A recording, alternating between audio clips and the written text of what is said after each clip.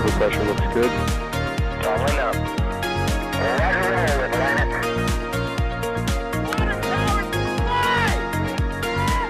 Body downside, speed off. Yikes. You bet. Okay. We don't need any more of these.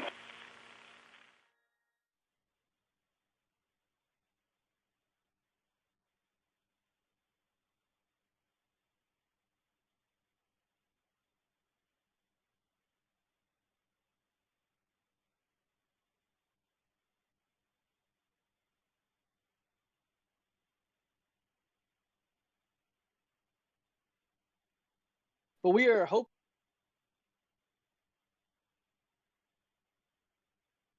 Start over. Oh my gosh, Michael. I did it to you, Jack. I'm sorry. Oh my gosh, Michael. Okay, so what's up, everybody? Jack Beyer here, content producer, video editor, whatever you want to call me, for NASA Spaceflight. Today, we are hoping for the 15th operational and 16th overall Starlink flight. You are currently looking at a view of Slick 40 at Cape Canaveral Air Force Station, and we do have boots on the ground out there. We have Chris G on the ground, but it's looking a little bit rainy right now. But Chris G, what's the situation on site currently? It was really rainy when we pulled in. In fact, it was quite a downpour when we got here, but it looks like the cell is just finishing its pass over us. Light sprinkles right now, so we should be able to get the camera set up here really quickly, and it doesn't look like what just passed over us will be a constraint to fueling or launch, but we'll wait for the official word from the weather forecasters on that. But definitely a surprise shower that showed up That's for Florida our for you, 80% right? chance of good weather. Yes. Florida is not raining 1 minute, raining like you've never seen before the next minute, and then not raining 20 minutes later. It's that's Florida weather for you. Exactly.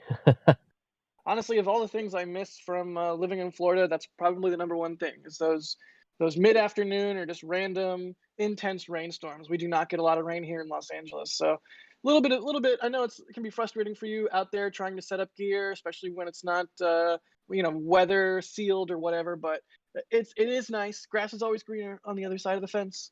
But there That you it go. is. You can see Chris's info there on the top right. He's at Chris Gebhardt on Twitter. And yeah, so that's who we have on the ground. Chris, do we have anyone else out there for this launch or out in the field on this one? We do. Stephen Marr is 2 waterlogged cars down from me, so he should be able to get us some awesome pictures again as soon as it's not raining. Excellent. That's what I like to hear. Cool. So if you guys have any questions for Chris, Jack, really quickly, we should address the reason you cannot see the rocket right now, to be clear, is because it's pouring rain. It's not like a camera issue or something. No. Camera is doing fine. It's literally pouring rain right now. But like Chris G was just saying, that cell looks to be passing over, and he will be able to get the additional view, the closer, better view, the Chris G view, patent pending. He'll be able to get that up here shortly with any luck. So just hang tight. For now, we are watching Slick 40 from Fleet Cam, because thanks to everybody's support, we were able to, and thanks to Rusty's, we were able to get Fleet Cam up and running, and it, funnily enough, has a view of Slick 40, not just the port.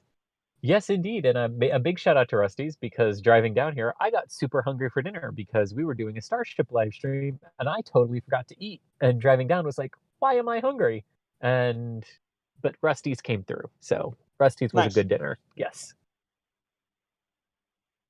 Cool. So hang on, let me open up the panel here. Chris, if you have any sort of info blurbs ready to go that you want to share with the audience right now while I get my ducks in a row here, go for it. That sounds good. So yeah, if you've got any questions for us, go ahead and tag us at NASASpaceflight. We have a backend software that pulls all of your questions out of chat when you tag us at NASASpaceflight. Makes it easier for us. So go ahead and do that. But yes, right now we are counting down to the launch of the 16th overall Starlink mission, 15th flight of the operational batches of the version 1 satellites. And we have a big milestone, 2 big milestones on this flight, actually, for the Falcon 9 and for SpaceX. This is the first time that a Falcon 9 booster will fly for the 7th time. This is booster 1049. first launched the Telsat 18V mission for Canada, and then was used to launch the final batch of Iridium Next satellites on the West Coast before it came back here to the East Coast, where ever since its third flight, it has been dedicated to launching Starlink missions for SpaceX. With this flight, it will be the fleet leader at 7 missions, following along what Elon and SpaceX said, that they would do these first of flights on internal only missions like SpaceX missions. But we have also seen in the last year a lot of paying customers get very comfortable with flights on boosters that were being used for the third or fourth time even. So we're seeing that reuse proliferate. But in addition to this being the 7th flight of this particular booster, it is also the Falcon 9's 100th flight today. With a liftoff today, Falcon 9 will reach that 100 flight milestone in the same year that it became a human-rated flight vehicle, launched 6 people, 5 Americans and 1 Japanese citizen into orbit this year. Onboard Crew Dragon in the Commercial Crew Program for NASA. Also this year, this seems like a long time ago, but it was actually just earlier this year that the Falcon 9 took the mantle of most flown U.S. operational vehicle from the Atlas V when it reached 84 missions. So yeah, just earlier this year, it reached 84 missions, and now it's reaching its 100th with a few flights to spare yet this year. So big milestone. When we reach it, a big moment of congratulations to SpaceX, because it was only 10 and a half years ago that the Falcon 9 began flying. And what's incredible about that, Jack, is when I went back and did the math on it, 71 of the 100 flights have been in the last 3 calendar years. So it took them 7 years to do 21 or 31, something like that. It took them 7 years to do 30 flights, and then it's taken them 3 years to do the remaining 70 of those missions. So absolutely incredible flight rate that we've had out of here in recent years, and in many regard because of the SpaceX, because of the Starlink flights here. So big milestones on this. Yeah, it's crazy though, the cadence that they've been able to reach over the last couple of years, and it's bearing out. 100 flights of Falcon 9 will be a significant milestone in the life of that vehicle and that system. And to that point, Philip Whitehouse asking Chris, how many rocket families have 100 plus flights? Yeah, so a good number of them actually. Off the top of my, I guess more than you would think. The Falcon 9 is over the 100 mark. The Soyuz is, my God, over the 1,000 mark at this point. In its designs. The space shuttle breached 100 flights, 135 for it. The Delta II rocket breached 100 flights. A lot of the early Atlas and Delta lines from the initial go in the 60s breached that as well as and some other vehicles around the world too. Some Russian vehicles as well. Not a lot, certainly not the majority of them, but more than you'd think when you just start adding it all up off the top of your head here. But in the current sort of realm of rockets, right? Like the Soyuz did that a lot. The Atlas, the early versions of the Atlas, and the early Delta lines as well, Delta Thor lines, got up there pretty quick and quickly and high in flight numbers because of just the early days of the space program, when we were testing and we had a lot of money and we were launching these things and multiple missions over and over and over again. And remember, rockets started as intercontinental ballistic missiles. They had to be able to launch very quickly and very rapidly. But in terms of the modern era, for comparison, the Delta IV rocket is at 40 missions, and the Atlas V is around 85, 86. And Atlas debuted in 2012. So Atlas has been around 18 years and has accomplished 80 some odd missions, and Falcon's been around for 10 and a half and will take its 100th with luck later today. Yeah, that says it all right there, right? Indeed. And how many, just for funsies, how many is Delta Heavy at? Like 10? Delta Heavy, 10 or 12 or something like that. Yeah, Somewhere in there, yeah. out of the 40 that the Delta 4 line has done. Yeah.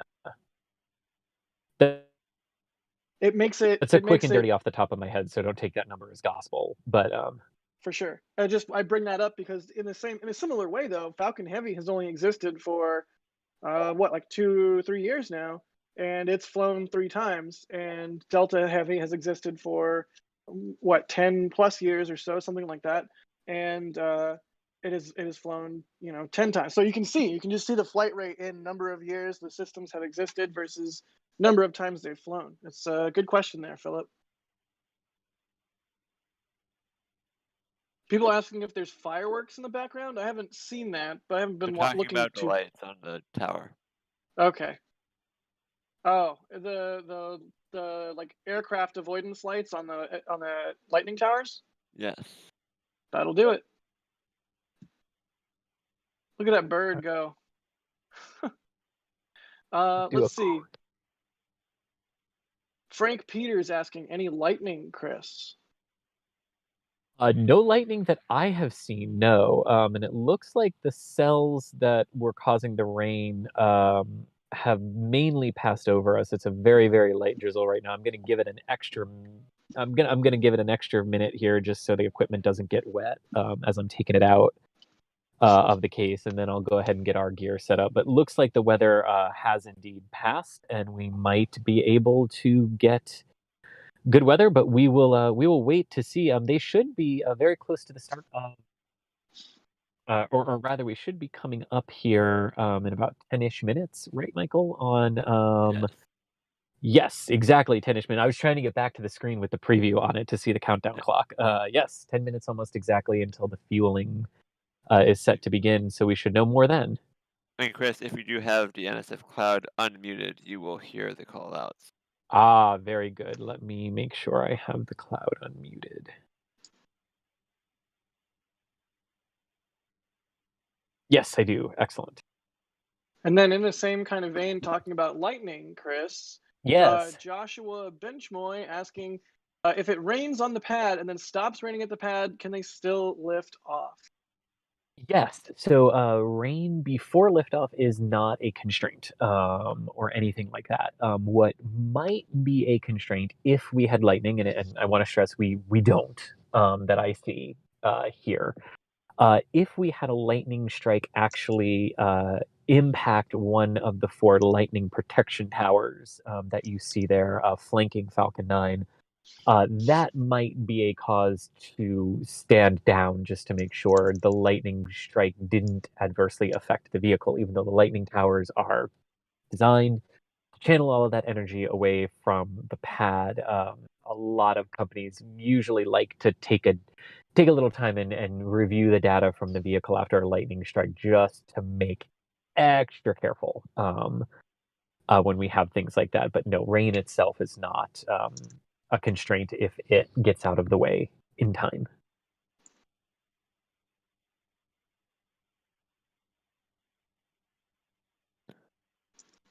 And I think we might have a couple of super chats, Jack. Okay. Right. Yes, if you want to get the super chat, it has stopped raining, so I will go get our stuff out. Cool. Please do. I'm excited to get your camera view and your excellent tracking skills online.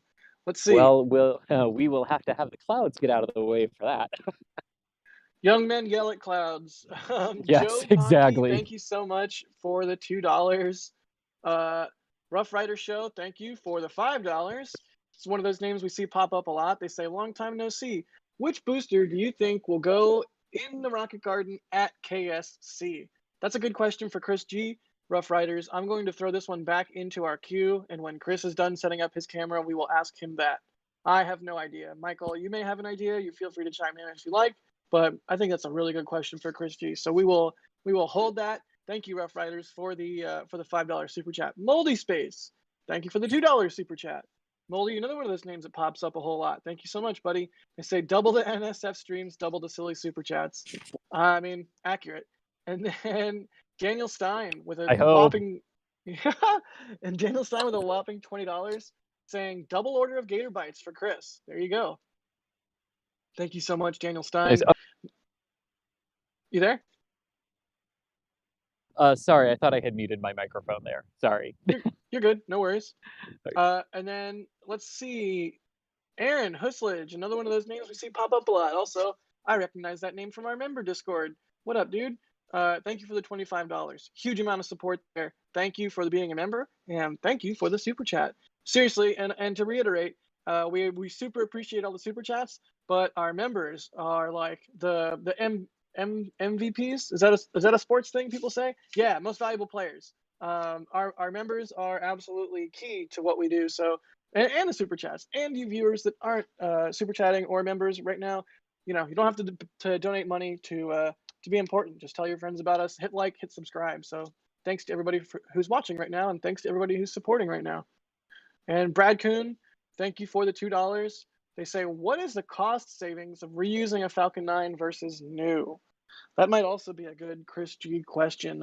I could spit some numbers off the top of my head, but they would probably be wrong. Let's see. Yeah, I don't have that info at hand. We'll save that one too, Brad, and we'll ask Chris G when he is done setting up the next camera. And Gordon Murphy, thank you for the $5. They say, come on, 2 for 2 today. That would be great, wouldn't it, Gordon? Come on, 2 for 2. Thank you, buddy, for the support. Here's a question I can answer because me smart. Highborn Leak asking, is that big white tower in the distance the rocket? Yes. And then Jovan Noel asking, are we optimistic about weather for this launch window? I think we are, but that is also a good Chris G question. Chris is a good weather. 80%? All right, that's pretty good. I would say we're optimistic about that. 80% go. I generally feel like we're pretty solid here. So good question, Jovan. Eric Ramey asking how long the launch window is. Do we know that, Michael? Is it instant? Yes. Well, with Starlink, they usually target the center of a 10-minute or 10-minute window, I think. But yes, it's pretty much instant because they do not have time to recycle within that time period. Copy that. Cool deal. Good question, Eric. Good answer, Michael.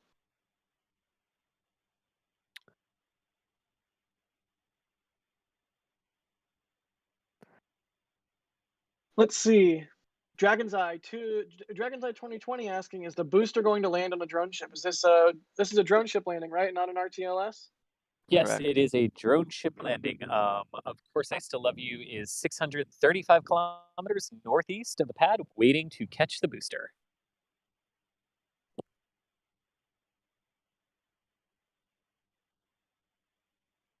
All right. Well, there you go. It'll be landing on a drone ship out in the Atlantic. Jerwa with a $20 super chat saying, can I has Starlink after this launch, please? With any luck, buddy. Elon did say something along the lines of a big rollout to Starlink beta over the next couple weeks here and beginning of next year. So a couple more launches, maybe this one and another one, or maybe this one. And maybe if your name is on the list, you will be lucky. Let's see. I can't wait for a few more launches so this gets offered at latitudes down near Florida. Yeah, I want it. Yeah, And no kidding, I will. There's a higher probability that if I get a Starlink terminal, I will move out of LA to somewhere extremely remote and hermit it up because that's I feel like I want to try that out. But yeah, I have to have the internet to do my job. So, I have to be somewhere with good internet. But if I have good internet anywhere, well, I can live and work anywhere, which would be truly amazing. Hef Williams, thank you for the Australian $20. They say, hey guys, love your work. You guys are doing I love the work you guys are doing across this space, no pun intended. Will SpaceX ever transition a Falcon 9 to Raptor methane-based fuel, or they'll just go straight for Starship? It's a good question, Hef. Thank you for the $20 Australian.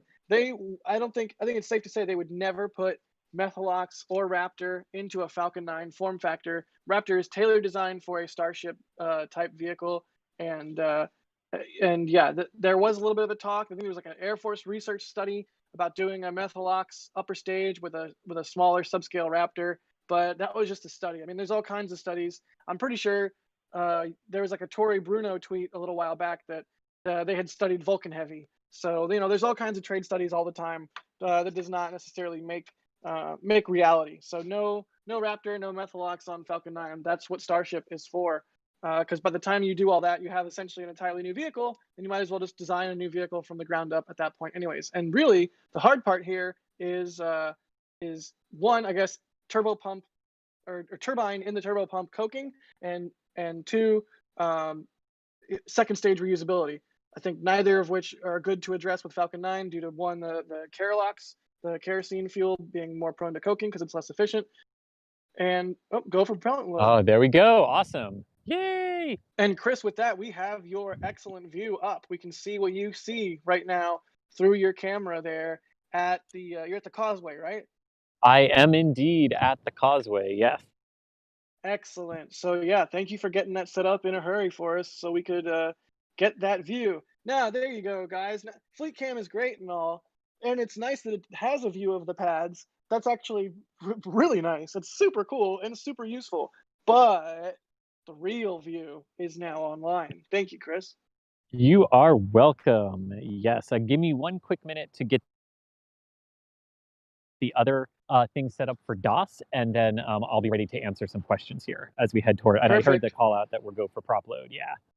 Great. Do your thing, and I will sit here and hold down the ship.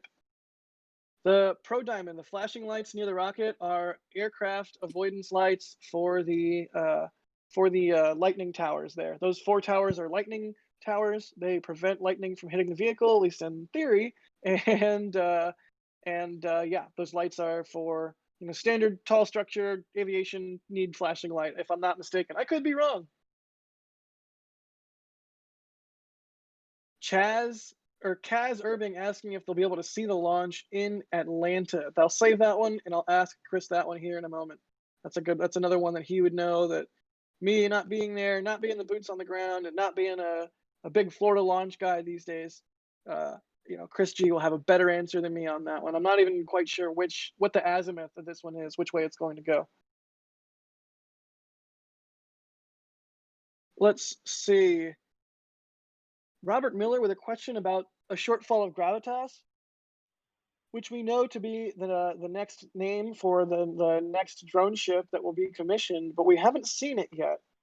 And to that point, Robert's asking if a shortfall of gravitas will be larger or the same size as the current drone ships. And I think the answer to that is we just don't know yet. It could be another Marmac hull, another Marmac 300 series hull, just like Marmac 303 and Marmac 304, which are, of course, I still love you and just read the instructions respectively. Maybe it would be Marmac 305, or I don't know. I'm guessing really, or it could be an entirely different platform that they end up building out into a shortfall of gravitas. That's one of those things where if you are a person on Twitter that has Elon's ear, ask him that because we all want to know. Really quickly, Jack, we just heard a call out that the auto sequence has started, which means propellant loading is underway. All right, I'm going to turn up the volume for NSF Cloud here, so I do not talk over those more. Sorry. No, we're not. I don't think we're not piping them through, so you're good. Got it. Okay, cool. I don't want to be talking over the net. Yeah, there's not much to hear on the SpaceX nets. It's like a very quick message every 30 minutes. So here's an interesting question from Zach, and we were talking about this on the Starship stream earlier today, and I meant to ask a question or throw in a thought, and it escaped my mind, but I'll ask it now. And my question will come next, but the question that is prompting this is Zach Riggs asking, will they launch Starlinks from Vandenberg? So the answer there is yes. It seems like they will, based on, I think it was an FCC filing and some comments, some veiled comments from SpaceX themselves. Well, I don't know if we know that for sure though. Oh, okay. Sorry, I thought my bad. Misinterpreting what we. Okay. Sorry, you're on broadcast if you're... Yep. So yeah, I don't know if they will or not, but hopefully they do. That'd be really cool if they did. Yeah. I think what it comes down to is they are going to be launching polar Starlinks. We don't know which launch site that will be from. There you go. And then let's see really quick. Joanne Lemoran, thank you for the new membership. Let me see where you came in at.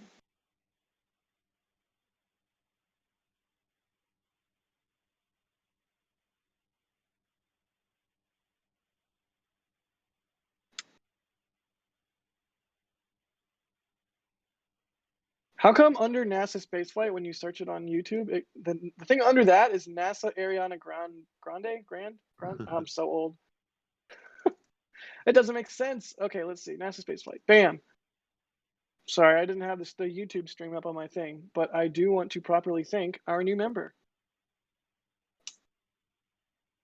Padrat. Welcome to Padrat, Joanne, and thank you so much for the support.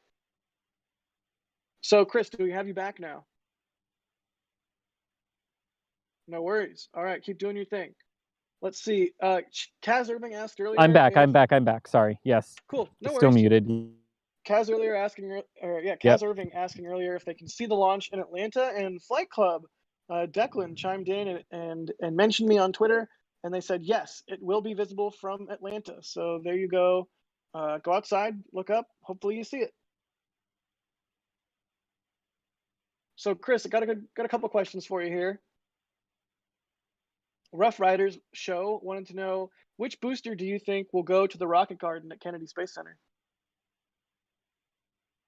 Oh, well, that's an interesting one, because theoretically SpaceX has already offered one to the Visitor Center a long time ago, and it hasn't shown up. So I don't know what the I actually don't know what the Visitor Center's plan is in that regard. Yeah, I know they're doing a lot of work. I know there's a Delta II headed over there, but I don't actually think they have formally accepted the offer to get a Falcon 9, or to take possession of a Falcon 9, that is. All right, good answer. Let's see. And then another one was from Brad Kuhn asking, what is the cost savings of reusing a Falcon 9 versus new?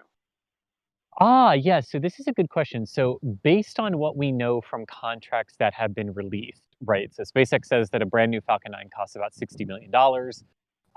And we know they sold a reflown Falcon 9 to NASA for, Michael, what was it?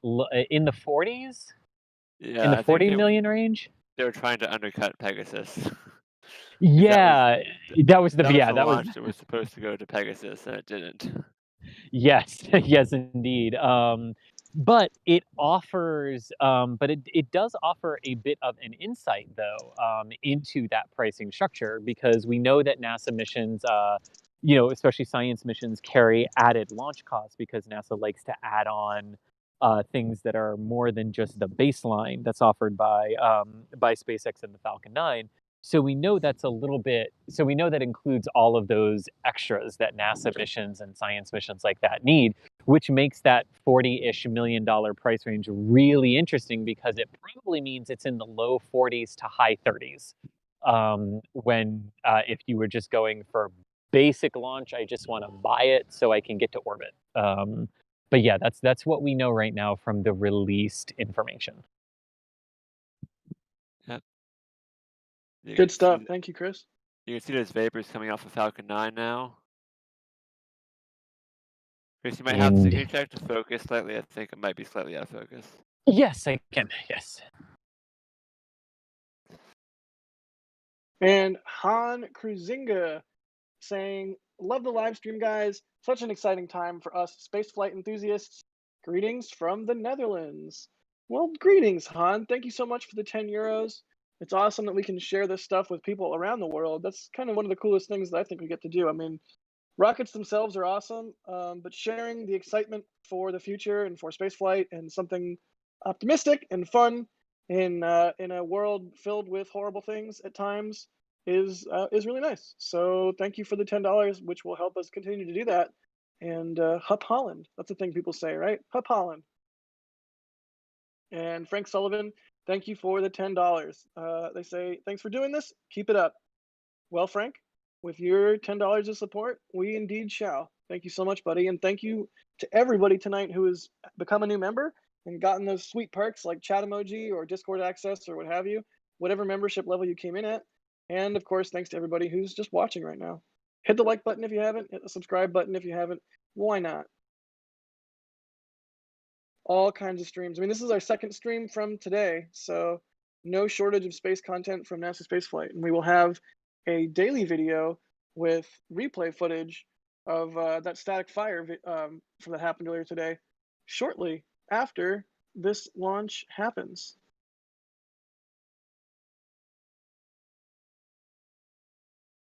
Let me troll around for some more questions for you there, Chris.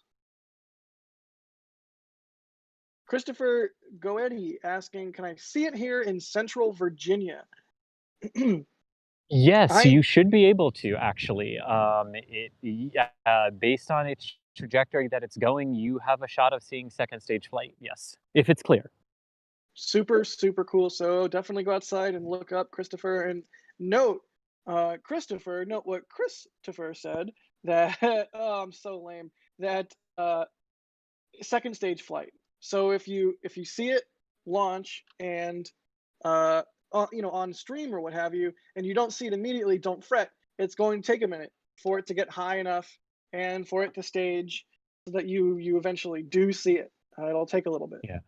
Yeah, and to give you some clarity as to why I can say with why I can instantly say yes, you can totally see it from Central Virginia if it's clear, because we can see the entry burn happening 7-ish minutes after liftoff, 500 kilometers northeast of us on a clear night. So if we can see the entry burn when the booster is lower in the atmosphere, then the second stage will be as it continues to climb to orbit, and you're a lot closer in Virginia than we are here to the landing site, then you're definitely going to be able to see the second stage at this. Sounds good. Should be quite a sight.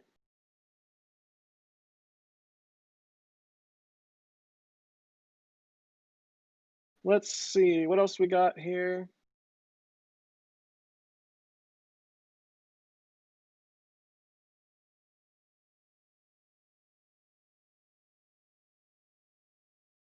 Is that a train in the background? Nope. I'm just losing my mind. Let's see. Okay, another question. Alex asking if they can see it in Connecticut. I mean, if Potentially, yes. yeah, potentially. Now everyone's gonna be like, "Can I see it in space?" It's like, "Are you in space? Are you really in space? Or are you just making things up now?" Come on, chat. But hopefully that's helpful to y'all.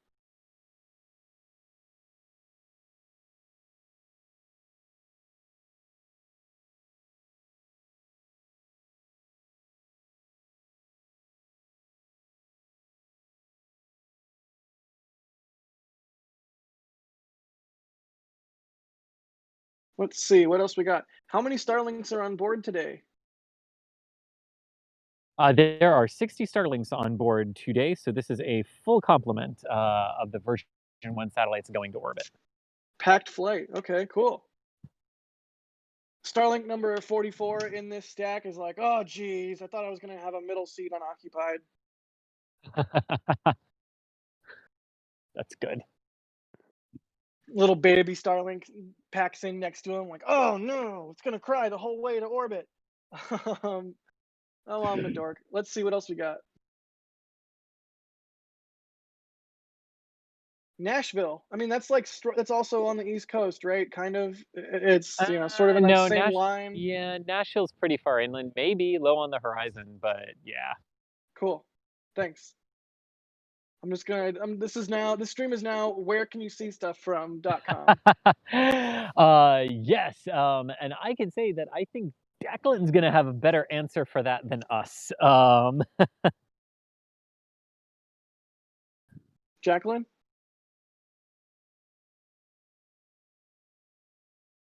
Who? Declan. Oh, Declan, sorry, Declan. Okay, no, my bad. I was like, did I just get called a name? I don't have better answers, and my name certainly isn't Jacqueline. All right, let's see what else we got here.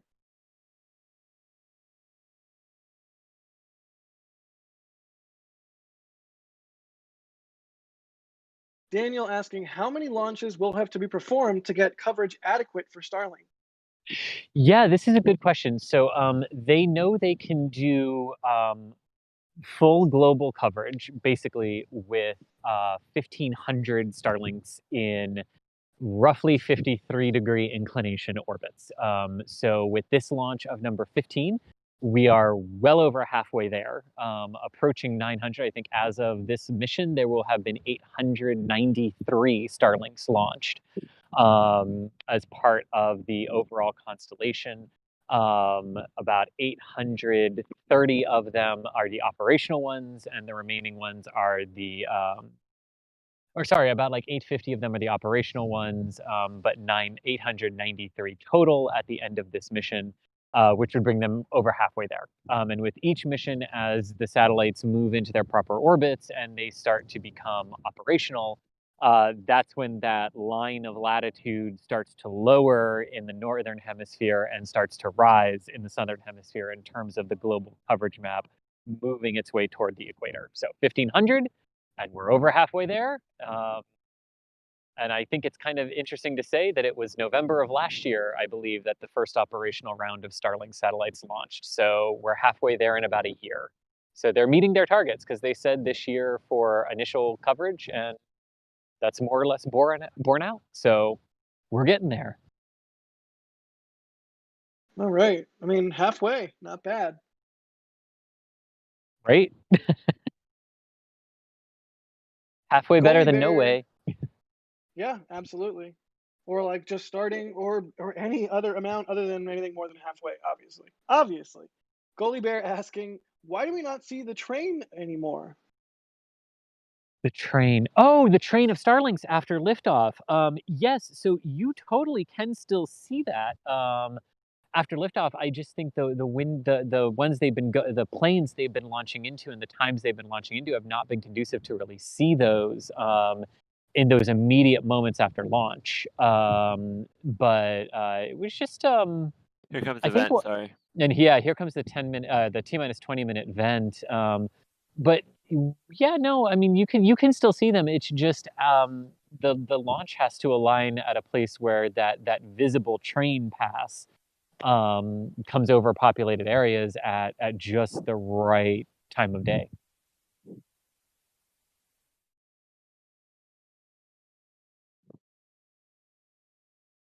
And there is that gorgeous T minus 20-minute vent of gaseous oxygen there coming from the transporter erector. And that is our good sign that gaseous oxygen is venting. The Falcon 9 is happy right now.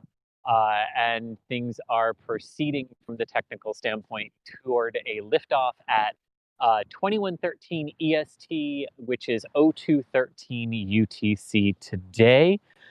Or just about 19 and a half minutes now, according to the time on the clock.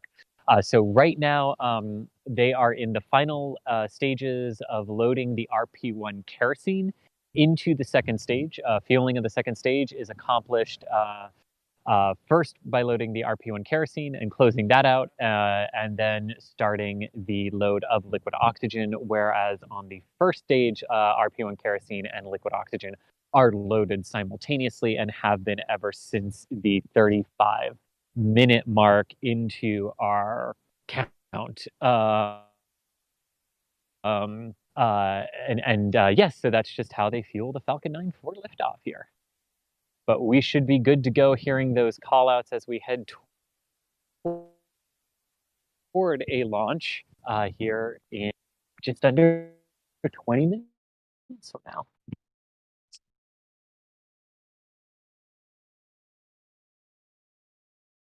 Amazing. Cool. Let's launch some satellites into space, y'all.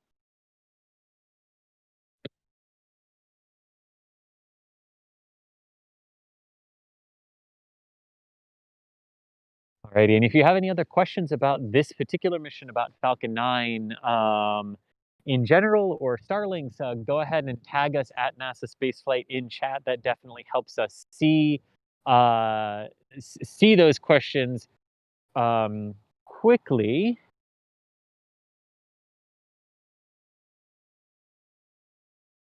Yeah, let's see what else we got here.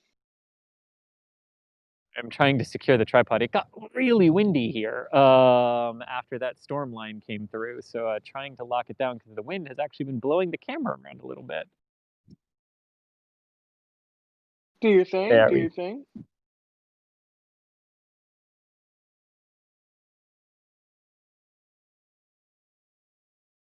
There we go. That should be good. Alex Lando asking, how and where do they light the T-Teb in the Merlin and MVAC engine to ignite the engine? It would be ignited inside of the combustion chamber. As far as I know, right, Michael? Suddenly, I'm really second guessing myself on that. But yeah, inside the combustion chamber, because that's where you would dump the kerosene and oxygen into to ignite. And that's what the T-Tab is for, to start that reaction. And then it's a perpetual reaction from there with the kerosene and oxygen flows from the first stage prop tanks. But of note, Michael, right, isn't the T-Tab for the actual liftoff ignition of the Merlins accomplished through the pad systems, whereas there's T-Tab stored inside of the 3 engines that are going to have to relight at various points in this flight to get the booster back down to the ground. Isn't that correct? I think so, yeah. I know I'm not Michael, but I'm almost positive I've heard exactly what you just said elsewhere. Yes. Cool. Let's see what else we got. What type of orbit are they dropping these off in? Circular or elliptical or what? Yeah, so these are going into, so there are a couple different deployment options, right, that Starlinks have from what we've seen, right? There's the hour-long ride where there's a brief reignition of the engine, and then they're released about an hour and 1 minute after liftoff. And then there is the more direct ascent, which is a 14-minute flight to deployment, where they actually enter a slightly lower altitude.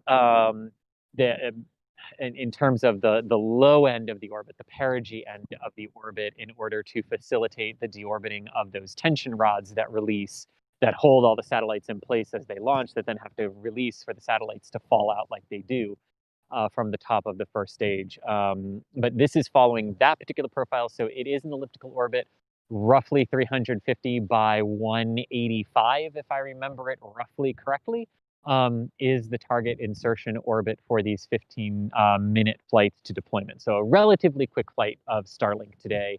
And that deployment should come, very shortly, about a quarter of an hour after liftoff today.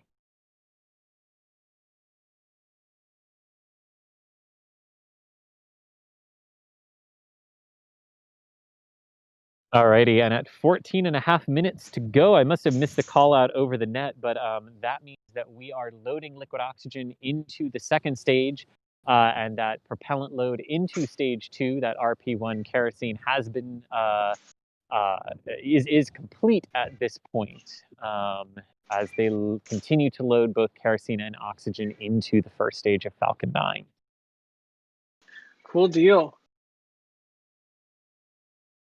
Let's see. Dan Hornbeck asking, is there a website that tells or shows you where the rocket should be visible from and how long after liftoff it should be visible? Yes, there is. It's called flightclub.io. F-L-I-G-H. Oh, I cannot spell on the fly. Flightclub.io.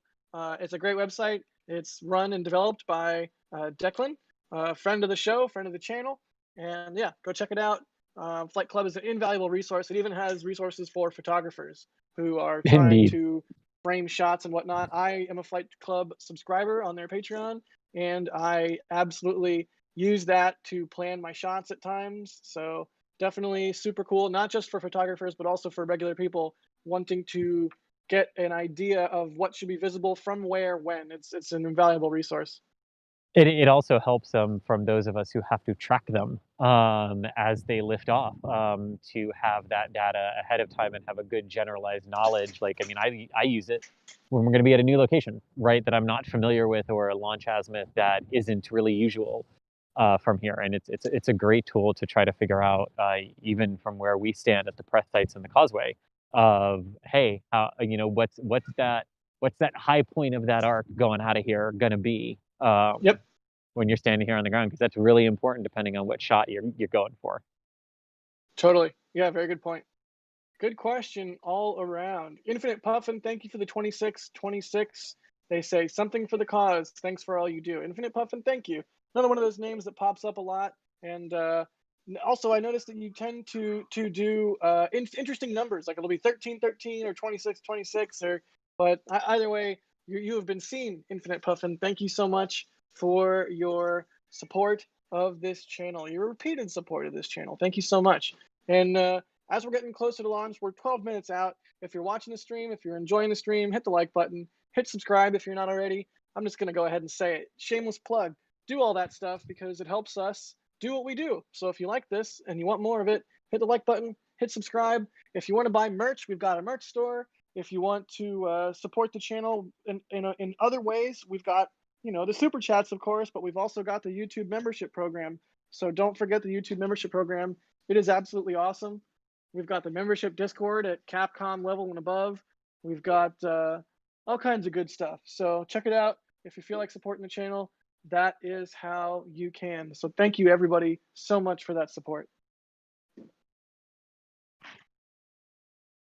Let's see where we are at. 11 minutes, 20 seconds away from the 15th operational, 16th overall Starlink launch. And the 100th flight of the Falcon 9 rocket, and the first ever 7th reflight of a first stage. Significant number of milestones here. I mean, I know it's not a fancy prototype out in Texas that might blow up at any second, but this is extremely important and historical. I mean, first 7th flight. That's a big deal. It really is. I mean, we were wondering if we would get to this milestone this year. We were wondering if we would get to 100 flights of the Falcon 9 rocket this year. I remember in August saying it's still technically possible if they can maintain this particular flight rate at a minimum, and they've exceeded it, because after this one, we still have a couple of flights left to go this year, most notably Turksat 5A, CRS-21, cargo resupply flight up to the International Space Station, and the NROL 108 mission, and likely another Starlink before the year is out. So still probably at least 4 to go on SpaceX's manifest, with about 6 weeks left in the year. Nice.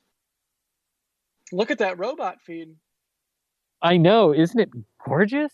It is. It really is. Oh, you can see it moving around the wind. Let me play with the antenna a little bit. Let me move to station 2. I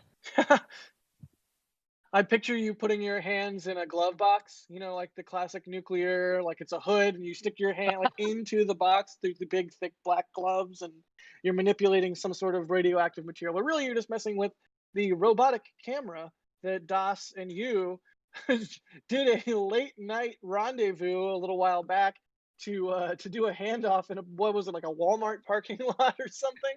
Oh, Jack, it was better than that. It was an Arby's parking lot, to be technical, Even with better. the Walmart surveillance equipment watching us. Yes. Yeah, I'm glad you guys did not get arrested. Same. But oh yes, that was our midnight trip to Georgia, ahead of Crew 1. But this little this camera has been absolutely wonderful for us.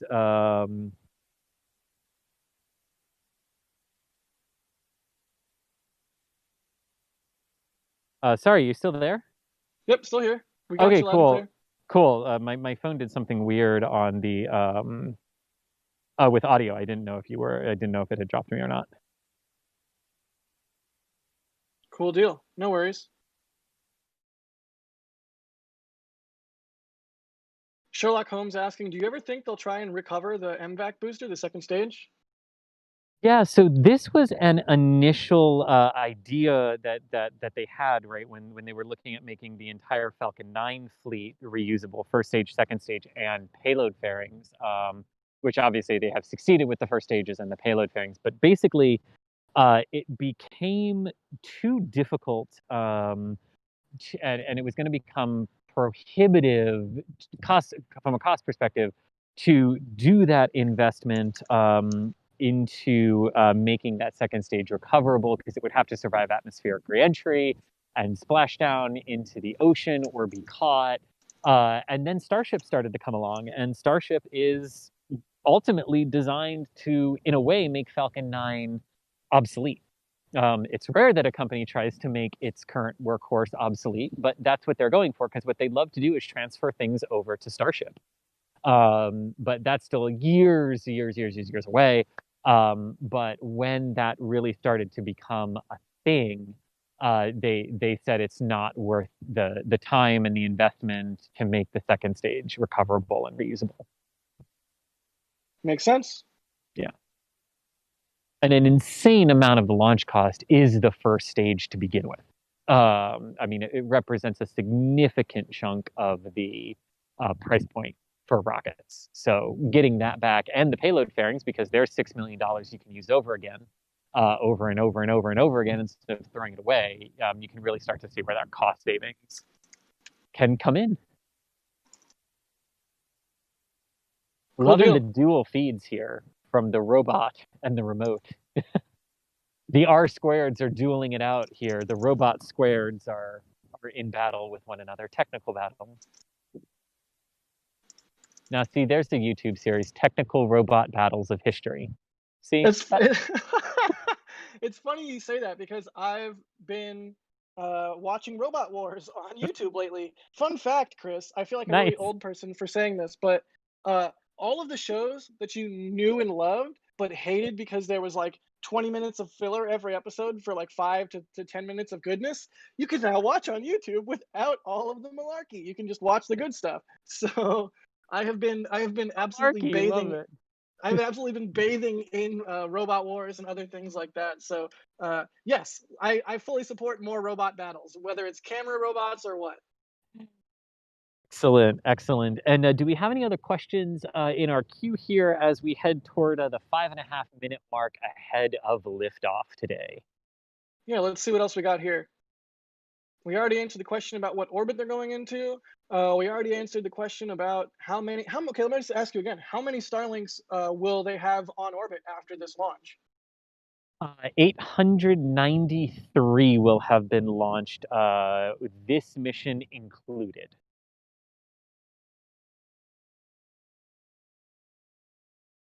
All right, that is an insane number of satellites. It is, because like this time last year, SpaceX had 120 satellites in orbit. And like in like 2 launches, they went from having no satellites to being the largest operational satellite owner in like 2 or 3 launches. It was insane how quickly they catapulted above everyone else, which can happen when you can launch 60 of these suckers at the same time. And you have Falcon 9s that can just throw up, 2 batches of these things a month. It's just still mind-boggling to me that they can launch 60 at a time in the manner that they do, just like a deck of cards, just like splaying out a deck of cards. Yeah. Well, and last month too, right? It's worth noting, like when they had the issue with the GPS booster and the new boosters were affected by it, and they said, okay, so we can't launch GPS or the NRO flight just yet. All right, well, we got 120 Starlinks sitting here, so let's do 2 of those in 1 week, and they did. Sure enough. And sort of to that same vein or what have you.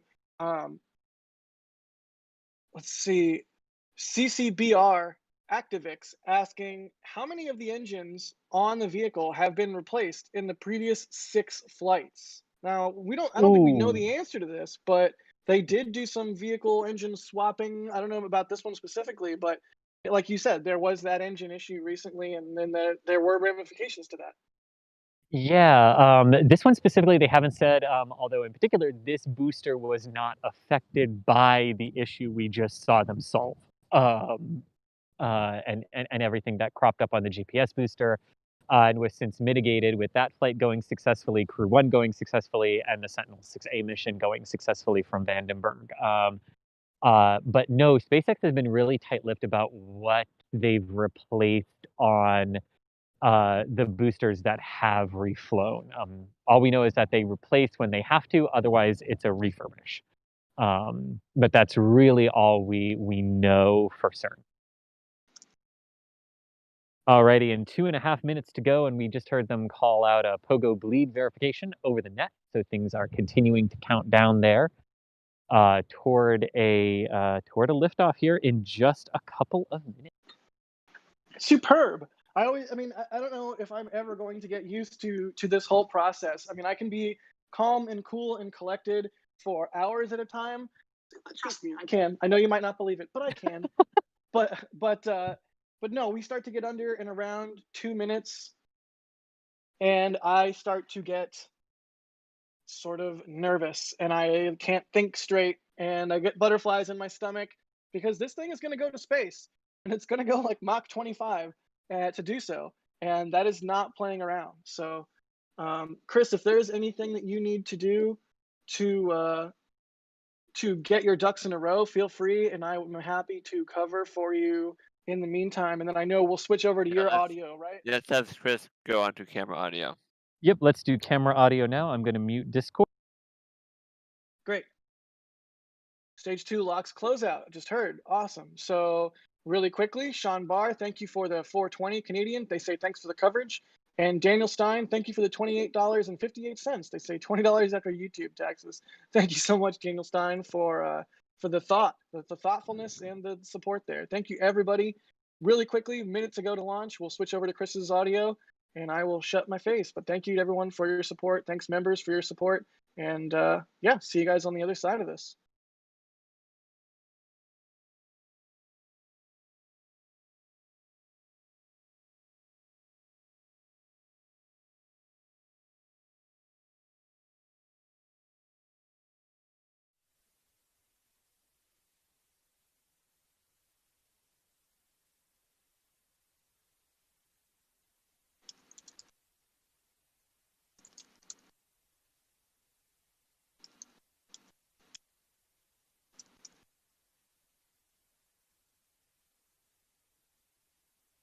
$33 seconds to go.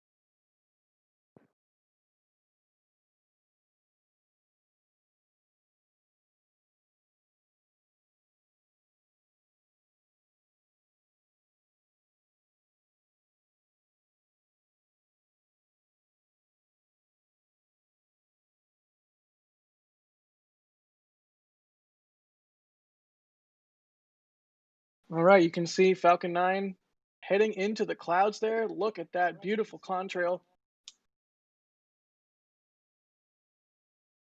Gorgeous, Jack. Just Great track Falcon from 9 Chris putting G. on one heck of a display.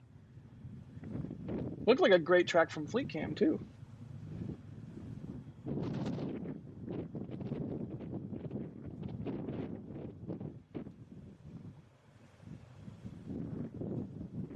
Falcon 9 flying flying down the center of her range, taking aim on a 53-degree inclination orbit. Absolutely gorgeous initial ascent on the first stage out of Slick 40 and the Cape Canaveral Air Force Station here.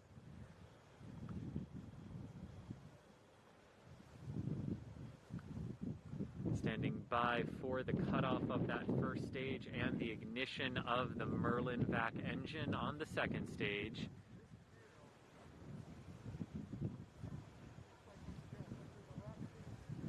That's absolutely beautiful, Chris. You can see that contrail Wow. changing colors as oxygen just depletes from the upper atmosphere.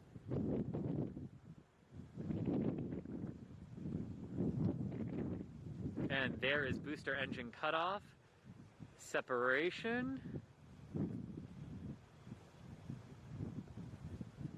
and we have ignition of the Merlin vac engine, and there the second stage carrying those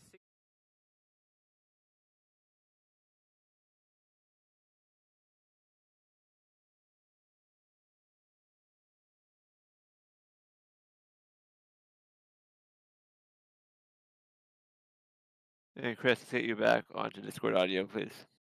All right, and I am back on Discord audio now. Look at that second stage, just continuing to take those satellites into orbit, trying to find the second stage again right now. So we cannot see it. There is payload fairing separation, revealing the 60 Starlink satellites and that beautiful glowing Merlin vac engine. Just as we want to see. The second stage has disappeared behind some clouds right now, so I will put it back on Doss's favorite shot, which is the empty launch pad, and I will, there are some clouds on the horizon, but I will watch and try to get that entry burn if we can see it clearly here from Florida. You can still hear, this is so cool, you can still hear the rumble of the engines from here. Absolutely gorgeous. Good stuff. That transition as the plume gets all the way up into the lower oxygen state and just changes colors like that. It's absolutely gorgeous. It really is. I mean, because it just happens. It's like an orbital sunrise. It happens so quickly. The color change, but it's gorgeous to watch when it does. Orbital sunrise sounds like the name of a cocktail you would have at the bar at the top of the high bay. Yes. Which, again, if they don't call the communal bar restaurant area on Starship 10 forward, we're gonna have to talk Elon. Because I see all these Star Wars references, but come on, it's time for a Starship Enterprise. It's time for a 10 forward. Yeah, no arguments there. Indeed. All right. Well, you can see we are we are accelerating quite nicely here on the acceleration curve, already up to 11,000 kilometers per hour, 174 kilometers in altitude as the Starlink mission continues to race toward its initial orbit. And we are coming up shortly here on the entry burn. So I'm just going to move the camera a little bit here on my end and just get ready for it so that if we can indeed see it, no guarantees because of clouds on the horizon, but if we can see it from the press site here, we will bring it to you. Again, that Merlin vac engine firing as intended to bring those 60 Starlink satellites to their orbit for deployment about 14.5 minutes after liftoff. We're not getting any views of the first stage on the official stream. Yes, that Probably is because of darkness right now. Yeah, launching at 9:13 p.m. from Florida in November and going northeast, you are heading into a very, very dark part of the orbit with no sunlight based on Earth's tilt right now in relation to the sun. But look at that engine. I mean, I love these night launches because you can see the little green elements to the lighting there of the stage. But here we go for or what should be booster reentry. There it is. I see it. I see it on the horizon.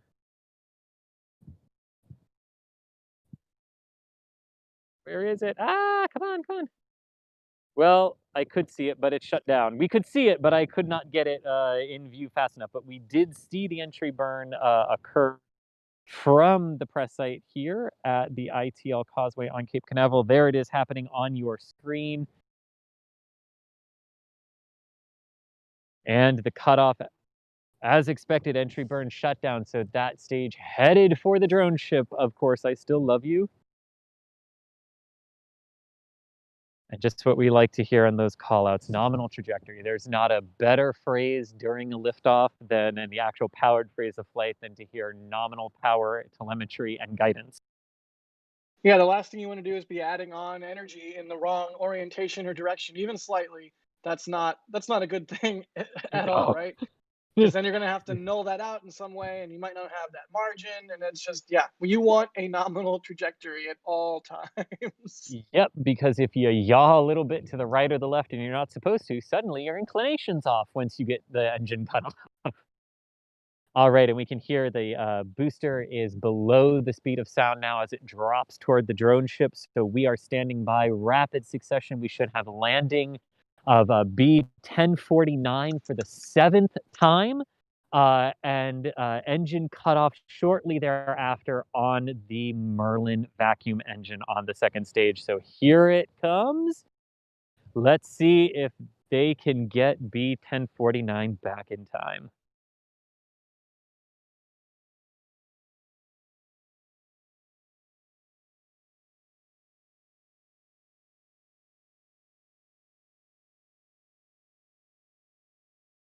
Here it comes.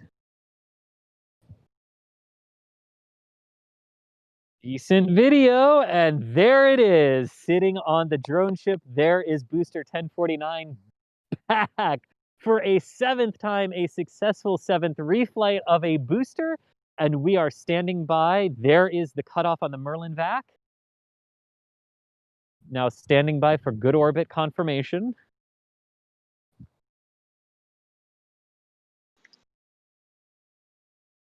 Nominal orbit insertion. So that would be a successful 100th launch of the Falcon 9 rocket, the payload in its correct orbit. So now we stand by and we should be coming up on payload deployment here.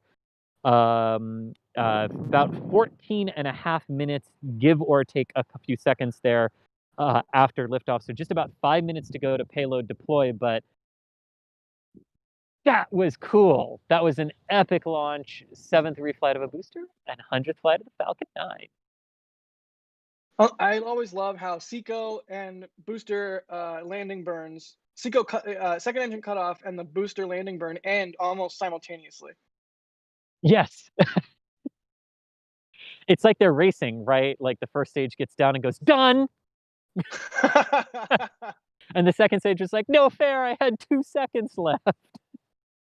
First stage is like, I win.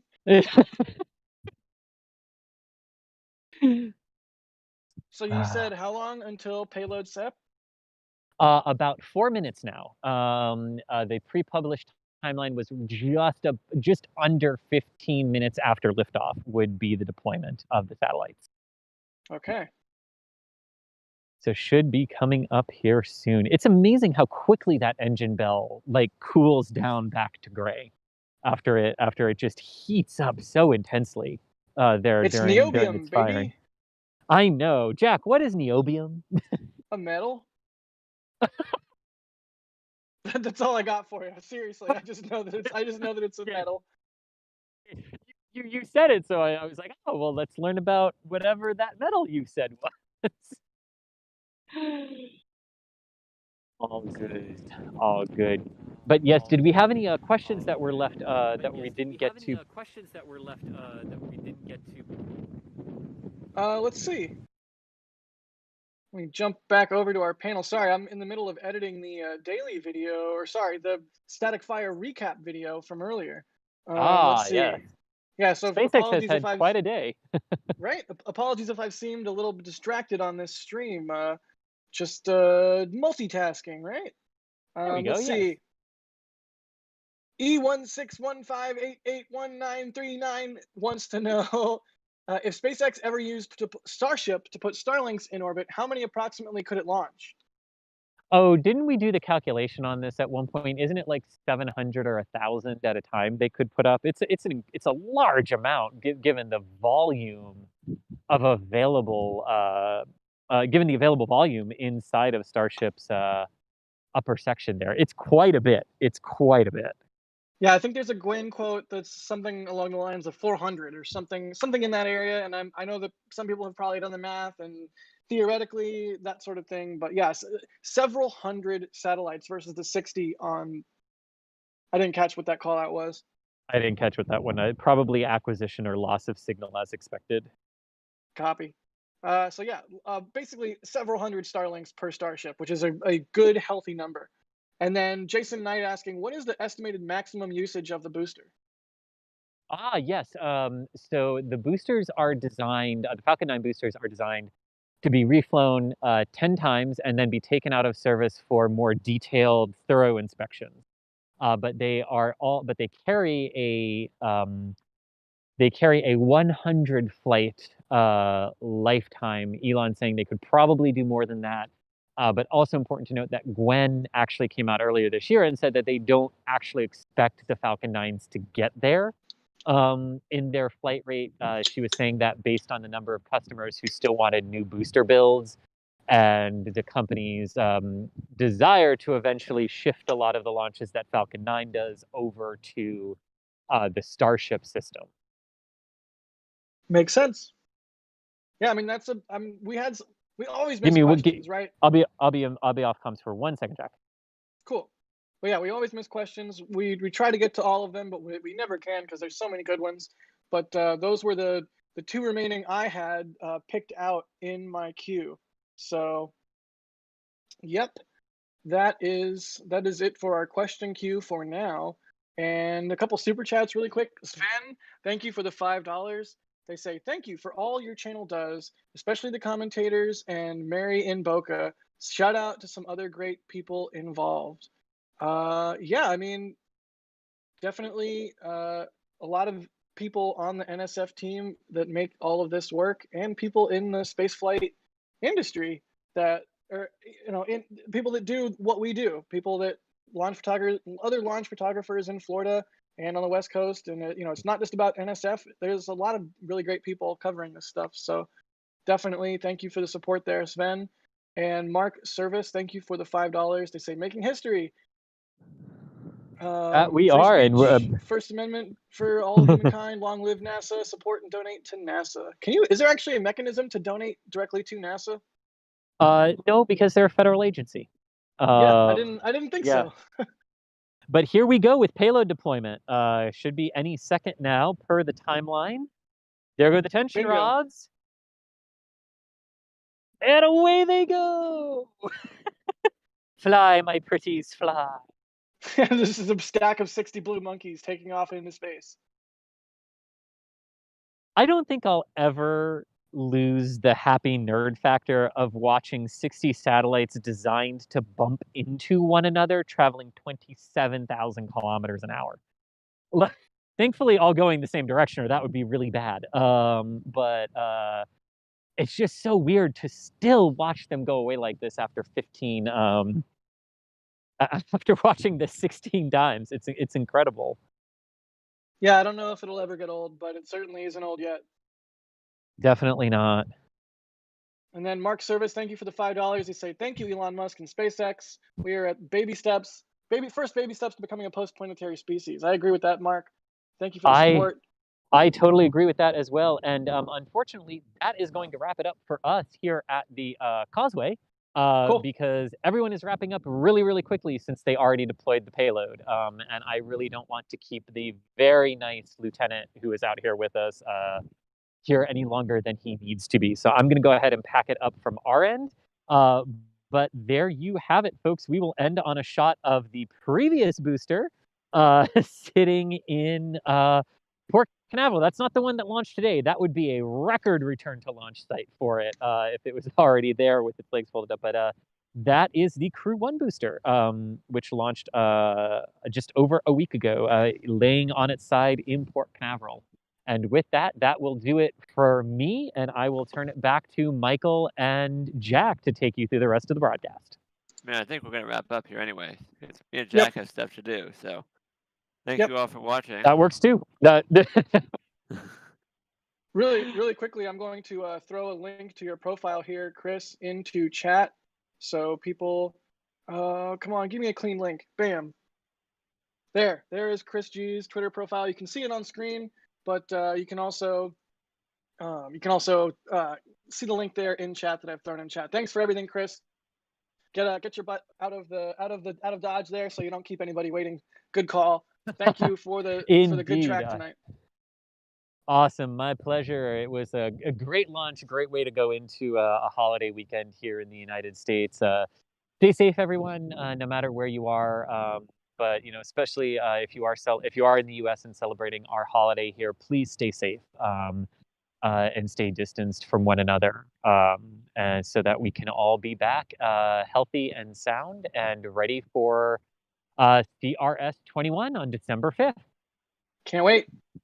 Alrighty, with that is me signing off from Cape Canaveral. I'm Chris Gebhardt, the Assistant Managing Editor of NASASpaceflight. Thank you all so much for joining us tonight. As always, it's our absolute pleasure to bring you these launches. Wonderful, successful, and multi-milestone flight of the Falcon 9 behind it for SpaceX today, at the end of a very busy day for SpaceX across the US. So thank you all for joining us, and thank you so much for all of your support, which includes just simply watching this stream. That helps support us by watching that little ad at the beginning. So thank you, everyone. Indeed. Thank you, everyone, so much for the support. And also on the stream, we have had Michael Baylor. And once again, thank you, Chris G. We have Michael Baylor. Michael, what a launch, huh? Yeah, that was a pretty good launch, obviously. And we also had that exciting new milestone of the first flight of the 7th booster. Sure enough. I mean, it's history made and before our eyes tonight. So very exciting. Seventh launch and 7th landing of a Falcon 9 for the first time. That's really something special. So yeah, if you want to follow Michael, you can follow Michael on Twitter. He's at NextSpaceflight. He's also the developer of the NextSpaceflight app, which is an excellent app if you want to keep track of what's going on in spaceflight news. And he's also got a Patreon. So there's how you can support Michael or follow him if you like what he does. I certainly do. And then, of course, there's myself, Jack Beyer, content producer, video editor, whatever you want to call me. There's my Twitter in chat. Thank you, everybody, for watching tonight. Thank you, everybody, for the support. Absolutely stellar support from the community every time we go live.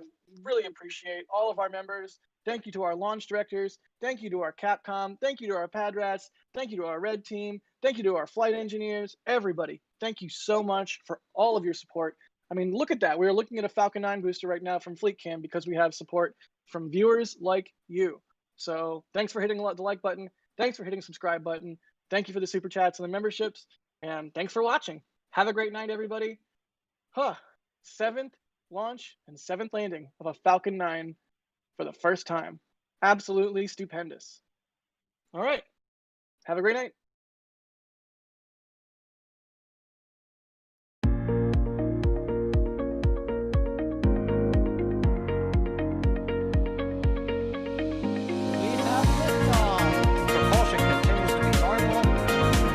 Chamber pressure looks good.